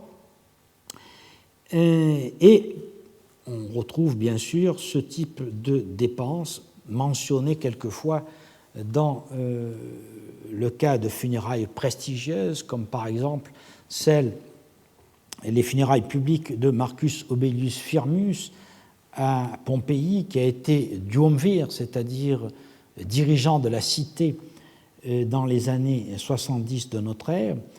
La tombe de Marcus Aurelius Firmus a été dégagée dans la nécropole de la Porta di Nola, et on y a trouvé un enclos funéraire avec la tombe elle-même et une inscription qui détaille les dépenses qui ont été faites à l'occasion de cette cérémonie. Et il est dit qu'on a brûlé alors 30 livres d'encens, c'est-à-dire à peu près 10 kilos, et pour 1000 sesterces de parfum, c'est-à-dire une somme quand même relativement considérable. Et sur cette question, je vous renvoie à l'article de Stefano De Caro qui s'appelle Scavi nell'area fuori della Porta di Nola a Pompei, paru dans Cronache Pompeiane 5, 1979. Et dans la tombe elle-même, il y avait d'ailleurs un tube à libation qui aboutissait à côté de l'urne et qui donc servait à cet usage. En effet, après le dernier baiser et la conclamation, on commençait la toilette funéraire. Le corps était lavé à l'eau chaude et enduit de parfum, à la myrrhe, à la résine de cèdre, au miel, au baume, qui étaient destinés à permettre cette exposition du corps. Et on en a de nombreuses attestations chez divers auteurs, par exemple dans la satire 3 de Perse, où il est dit « Notre jeune homme, posé sur un lit de parade et tout enduit de parfum, est étendu à la porte, les pieds devant. » Et dans un passage d'Apulée, Floride 4.19, il est dit à propos du médecin Asclépiade qui ressuscitait un mort, il est dit « Asclépiade contemplait ce malheureux dont les membres étaient déjà saupoudrés d'aromates, dont le visage était déjà recouvert d'une pommade, ou en tout cas d'un onguent, et en l'honneur de qui se préparait déjà le repas funèbre. » Ces opérations étaient réalisées par les proches ou par des pollinctores qui plaçaient des flacons sur le lit funéraire pour indiquer que le corps avait été parfumé, et on jetait ces flacons sur le bûcher avec des vivres. Au moment du bûcher, on brûlait les parfums, et surtout de la myrrhe et de l'encens, de la cannelle, afin d'honorer les dieux, et plus prosaïquement de couvrir l'odeur du bûcher brûlant le cadavre. Ces résines étaient brûlées dans des brûle-parfums qu'on retrouve fréquemment dans les tombes, comme à Cumes par exemple, et qui sont représentés sur des bas-reliefs comme celui des Aterii au musée du Vatican. Et vous voyez ici sur cette photo de grands brûle-parfums qui sont en train de brûler probablement de l'encens et des résines aromatiques. Pline, au livre 12, paragraphe 84, s'interrogeait de façon ironique pour savoir quelle proportion d'encens revient aux dieux du ciel et de l'enfer, et il pestait à nouveau contre le luxe déployé par les hommes, même dans la mort, en employant à brûler les défunts, ce que l'Arabie pensait avoir produit pour honorer les dieux.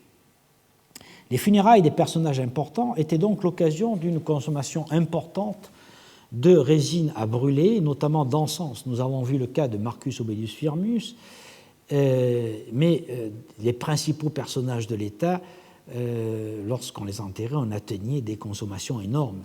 Plutarque rapporte que lors des funérailles de Sylla, 210 lits servaient au transport des aromates.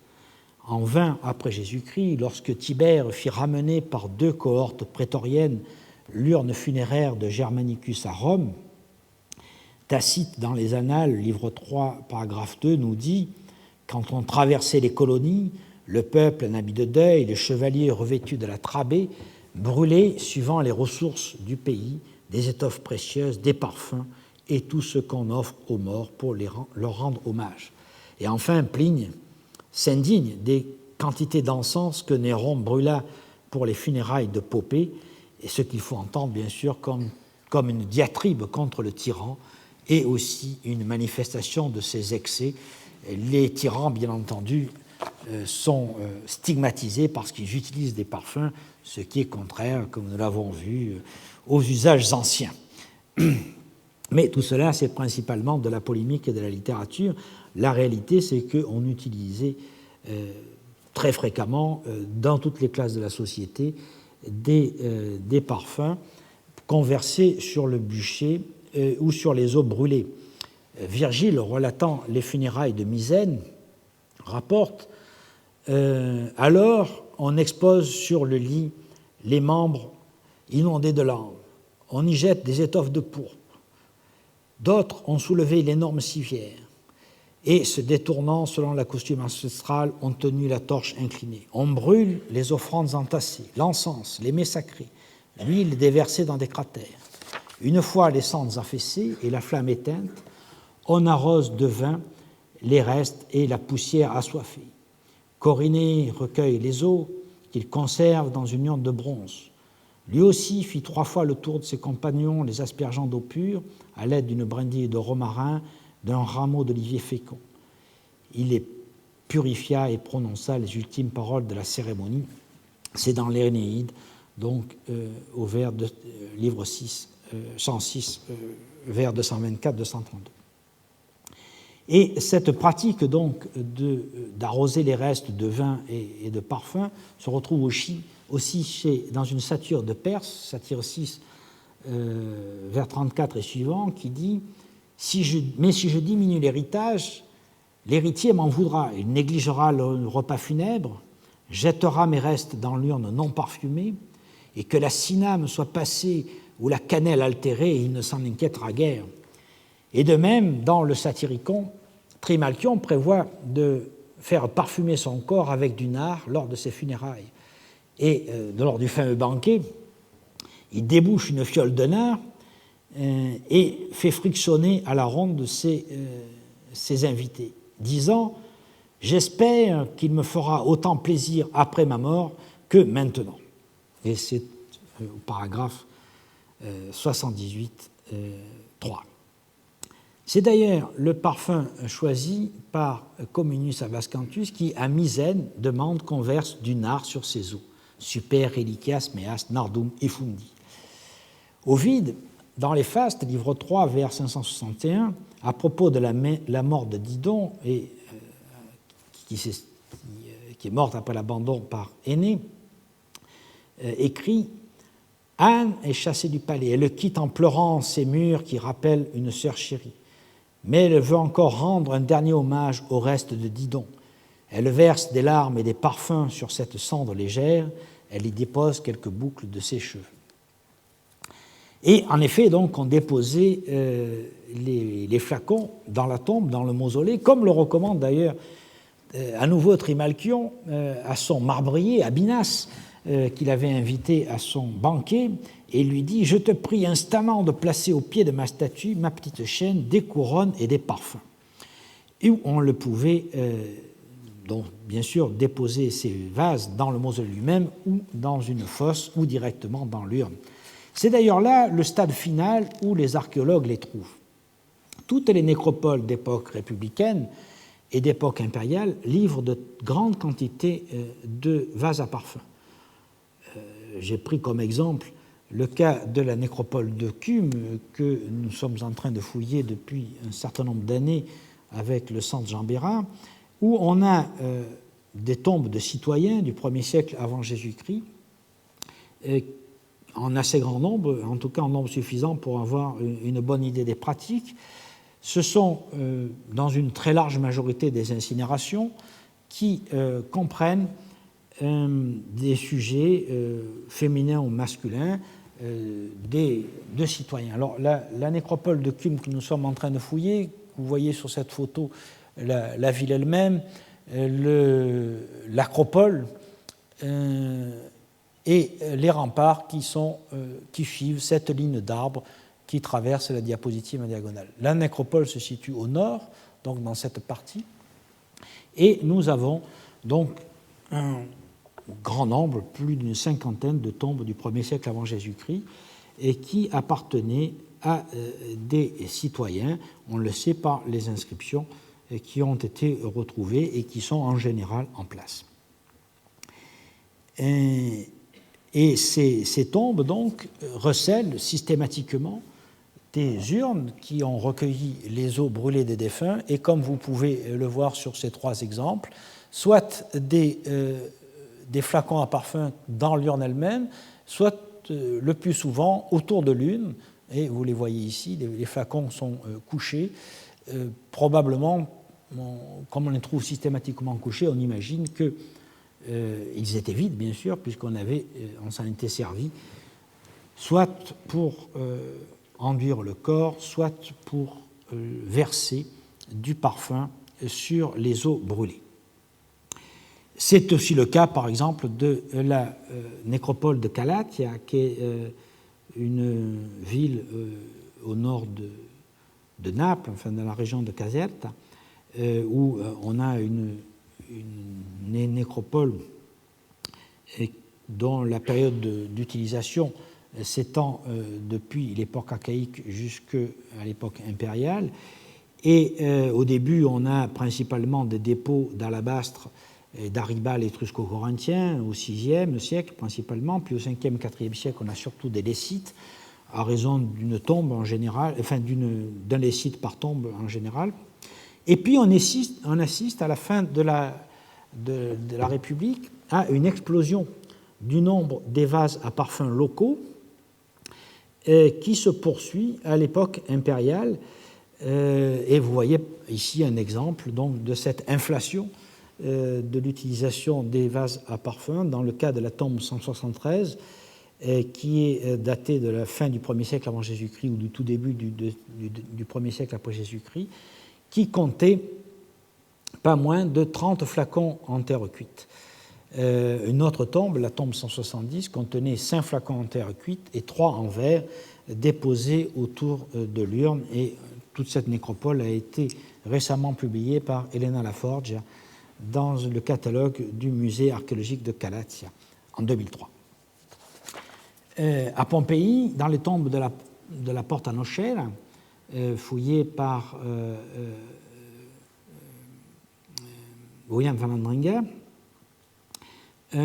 on versait les parfums dans des tubes à libation qui aboutissaient dans l'urne par un orifice. Et on en a d'autres exemples dans notre nécropole de Pompéi. On a vu le cas tout à l'heure de la tombe d'Obelius Firmus, mais c'est aussi le cas d'une autre tombe célèbre, celle de Nevelia Tique à la Porta Ercolane. Donc c'est une pratique extrêmement courante. Dans une étude générale sur ces questions effectuée par Agnès Bonnet en 2006, étude qui porte sur les nécropoles d'Italie, on voit que le nombre de flacons à parfum augmente nettement entre la fin de l'époque républicaine et l'époque impériale, mais que leur proportion par rapport au reste des offrandes reste stable, autour de 40% environ, ce qui traduit peut-être une augmentation du niveau de vie moyen plus qu'un développement de l'usage. Les flacons en verre eux-mêmes remplacent les flacons en terre cuite à partir principalement du deuxième quart du 1er siècle après Jésus-Christ et deviennent à partir de cette époque le conteneur principal de ce type de parfum. On pourrait donc multiplier les exemples, il faudrait faire une enquête systématique que je n'ai pas pu faire, bien entendu, parce que c'est un énorme travail. On pourrait multiplier les exemples dans toutes les provinces de l'Empire.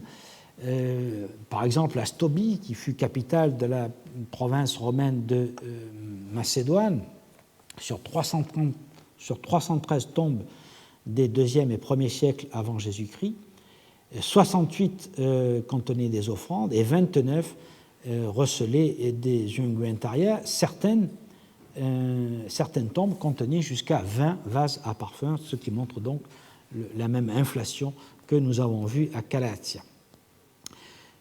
C'est aussi le cas en Gaule narbonnaise, où la coutume d'utiliser les parfums et de déposer les flacons dans les tombes se répand à partir du 1er siècle. Citons par exemple le cas de la nécropole du Povadou à Fréjus, où les flacons en verre, les unguentaria, représentent 40% du mobilier, ou celle de Valadas à Saint-Paul-Trois-Châteaux, où selon une étude de Valérie Bell, publiée en 2002, les flacons en parfum vont jusqu'à former 70% des offrandes au cours des 1er et 2e siècles après Jésus-Christ. Dans la nécropole d'Aix-en-Provence, dans la nécropole méridionale, qui vient d'être publiée par Nurianine en 2006, les tombes mises au jour appartiennent principalement à des personnages modestes, mais quelques-uns sont en mesure de payer un enclos funéraire ou un petit monument. Mais toutefois, pour l'essentiel, ce sont principalement des tombes à fosse. Alors, j'ai retenu 24 tombes de la fin du 1er siècle et du 2e siècle, et dans 3 cas, probablement des tombes en incinération les plus anciennes, de la fin du 1er siècle, les eaux brûlées sont recueillies dans des urnes en verre, protégées dans des coffres de plomb et contiennent des flacons à parfum. Les autres 21 incinérations du 2e siècle sont déposées dans des urnes en céramique commune ou bien dans des amphores décolletées et contiennent beaucoup plus rarement des balsamères. Seulement 2 en contiennent 1 et une seule 3. Donc, il semble que dans la colonie latine d'Aix-en-Provence, la tradition d'enduire les corps des parfums avant de les brûler soit en voie d'extinction, au moins dans les classes populaires, au cours du IIe siècle, à moins que ce soit un problème lié à la cherté de ces produits. Nous le verrons en conclusion, c'est un point sur lequel il faudra travailler à l'avenir. Alors, comme évidemment dans le monde grec, on a utilisé les parfums comme médicaments, et on en a une source bien claire dans les textes juridiques, par exemple dans le Digeste, qui nous indique en 34.2.21 que les legs d'onguent concernent non seulement ceux dont on se sert pour le plaisir, voluptas, nous dit-on, mais aussi ceux qui servent pour la santé, et que sont la comagène, l'huile de glossium, l'huile de lys, de rose, la myrrhe, le collum, le nard pur. Et les legs d'onguent concernent aussi, évidemment, ceux qui servent aux femmes à être plus élégantes et plus propres en s'enduisant de parfum. Selon Pline, au livre 34, paragraphe 108, il dit « Aujourd'hui, chaque fois que les médecins tombent sur un livre de remèdes et qu'ils veulent le composer d'après ses prescriptions quelques médicaments, c'est-à-dire faire l'épreuve des cahiers de remèdes aux dépens des malheureux malades, ils se fient à la séplasia. La séplasia, c'est donc l'ensemble de la corporation des parfumeurs, la séplasia qui gâte tout par ses fraudes. Ils achètent tout fait aujourd'hui, leurs emplâtres et leurs collyres, et c'est ainsi qu'on écoule les drogues avariées ou les contreflaçons de la séplasia. Mais ce jugement sans appel de Pline, comme toujours, fait bon marché des médecins consciencieux, et il en existait, qui composaient eux-mêmes leurs médicaments, et on en a quelques exemples archéologiques désormais, comme cet extraordinaire médecin dont la tombe a été découverte en 1847 à Saint-Médard-des-Prés en Vendée. Elle contenait tout un attirail médical et pas moins de 80 flacons de verre contenant des substances médicamenteuses.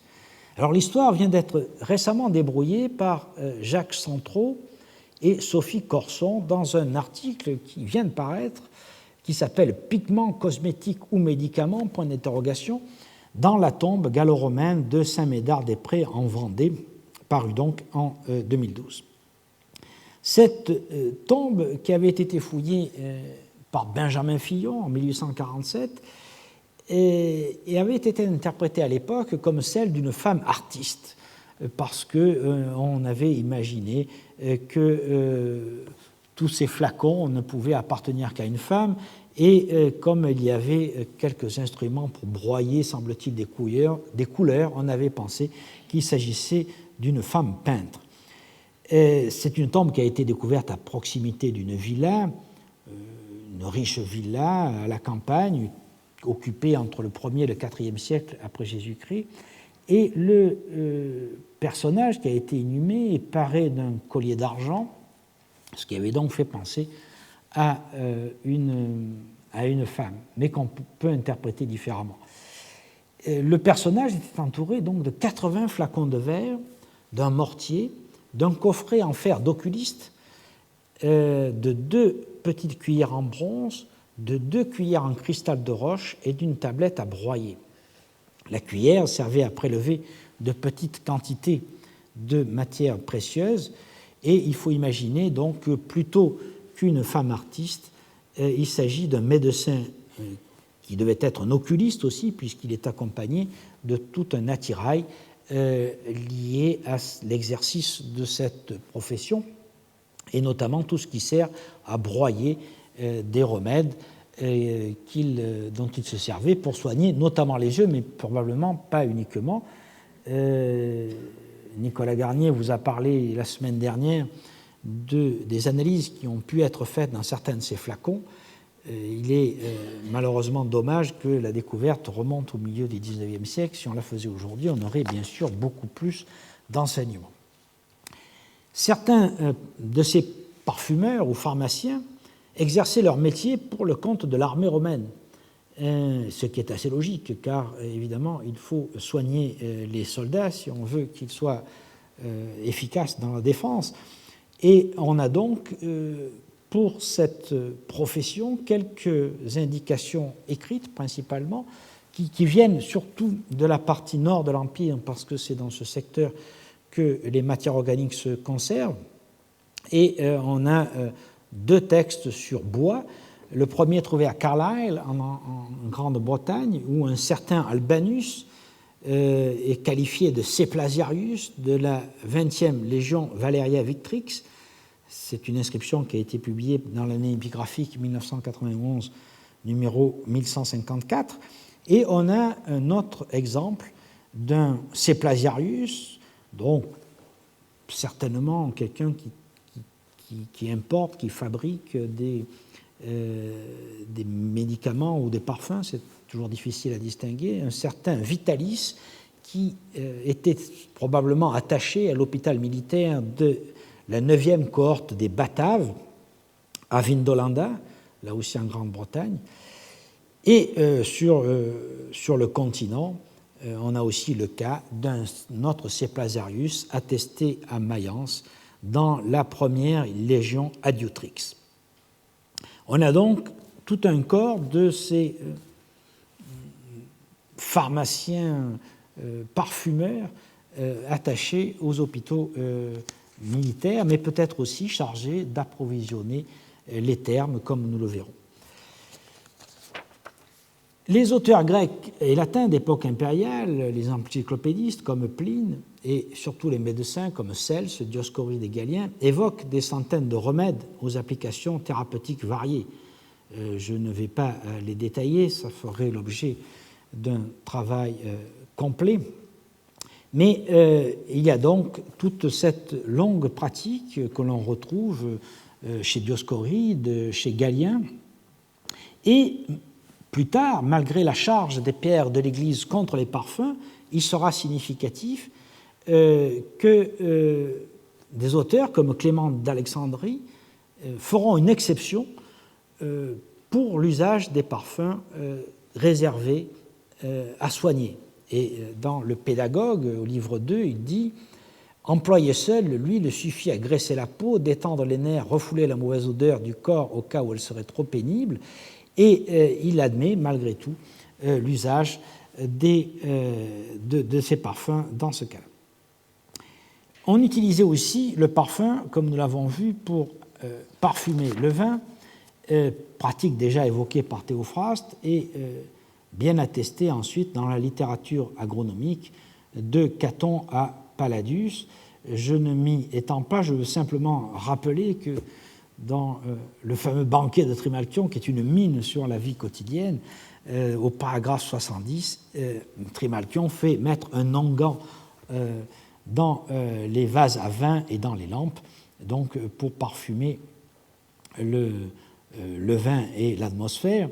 Et dans l'Histoire Auguste, il nous est rapporté qu'Elagabal, le premier, imagina le vin au mastic, le vin au pouliot et toutes ces inventions que le luxe a conservées. Le vin rosa était connu avant lui, mais il ajouta des pommes de pin concassées pour le rendre plus odorant, et c'est donc dans la vie d'Héliogabale au paragraphe 79. Pour le bien-être et le luxe, l'usage des parfums était universel, et on s'en servait aussi bien pour les femmes que pour les hommes au sortir du bain et lors de banquets. L'augmentation considérable du nombre des établissements de bains publics a eu certainement pour corollaire une augmentation parallèle de la consommation des huiles parfumées. Et pour donner une idée, pour la seule ville de Rome, on comptait 170 établissements thermaux sous Agrippa et 956 dans la Notitia Dignitatum au IVe siècle. Toute ville possédait des établissements, et même les villages et les petits camps militaires, même au fin fond du désert oriental d'Égypte, où nous travaillons ces dernières années, les petits postes militaires qui garnaient les voies caravanières, comme celui de Didumoy, dont, avec Hélène Cuvigny, nous venons de publier la fouille, même ces petits postes contenaient, enfin, à l'intérieur, des petits thermes destinés aux militaires, où on imagine qu'ils passaient un temps important. Et ce genre de petits termes est répandu de partout. C'est une des caractéristiques de tous les gisements de l'époque impériale. Et on allait au terme avec sa fiole à parfum, ou parfois on le trouvait sur place, pour se faire masser à la sortie du bain. Et à nouveau, rappelons le Satyricon, où on nous dit déjà Trimalchion, inondé d'onguents, se faisait frotter non pas avec du lin, mais avec du molleton fait de laine la plus douce. Comme antérieurement, donc, on se rendait au bain pour y être parfumé, et l'hôte s'occupait de faire parfumer non seulement la salle, mais aussi les invités, et il était d'usage d'offrir des parfums lors du second service de repas, lors des banquets, comme en témoigne l'épigramme de Martial en 382, et c'est d'ailleurs à l'image de cette pratique qu'on enduisait les statues de culte au cours des banquets où les dieux étaient invités. Dans les rites consacrés à Déadia, à la Maliane, dans le sanctuaire de la Maliane au sud de Rome, les frères Zarval parfumaient la déesse en guise de second service, comme l'a interprété donc John Shade. Redescendant des banquets du vin dans les réceptions réelles, on trouve un reflet de cette pratique courante dans l'aristocratie à travers les caricatures. Ainsi, dans le Satyricon, Trimalchion fait enduire ses invités à la fin du banquet avec un parfum de grande qualité. Par une mode inouïe dans nos mœurs, de jeunes esclaves aux longs cheveux apportèrent dans un bassin d'argent de l'huile parfumée dont ils joignirent les pieds des convives après les avoir enguirlandés de fleurs de la cuisse au talon. Puis on versa ce même parfum dans les vases à vin, comme on vient de le voir. Et quand le marbrier Abinas arrive avec quelque retard au banquet, il est déjà ivre, la main posée sur l'épaule de sa femme, le front orné de plusieurs couronnes et humide de parfums qui lui coulaient dans les yeux, et il vint se mettre à la place d'honneur et sur le champ demanda du vin et de l'eau chaude. Donc, on a cette caricature qui couvre tous les emplois du parfum dans les banquets, puisque à un moment donné, Trimalchion, qui se veut princier, offre des parfums tombés du ciel, et soudain, le plafond s'ouvre et l'on voit descendre un immense cerceau enlevé vraisemblablement à un énorme tonneau qui portait suspendu autour des couronnes dorées et des flacons à parfum. Et ainsi donc, on voit que cette pratique, qui était déjà très courante à l'époque grecque, se perpétue bien entendu à l'époque romaine et se multiplie. Alors que ce soit lors des banquets ou lors des spectacles, la prodigalité du prince se manifestait aussi dans des aspersions de parfums sur les convives ou sur les spectateurs. Et dans la Domus Aurea, par exemple, des tuyaux étaient ménagés pour permettre l'aspersion des parfums sur les convives, comme nous le rapporte Suétone dans La vie de Néron, au paragraphe 31.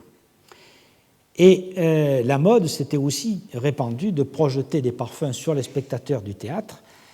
Martial, par exemple, dans le livre 5 des épigrammes, en épigramme 5.25, nous dit « Ne serait-il pas mieux en vérité d'agir ainsi que de faire flotter sur la scène une brune empourprée et d'asperger les spectateurs d'essence de safran ?»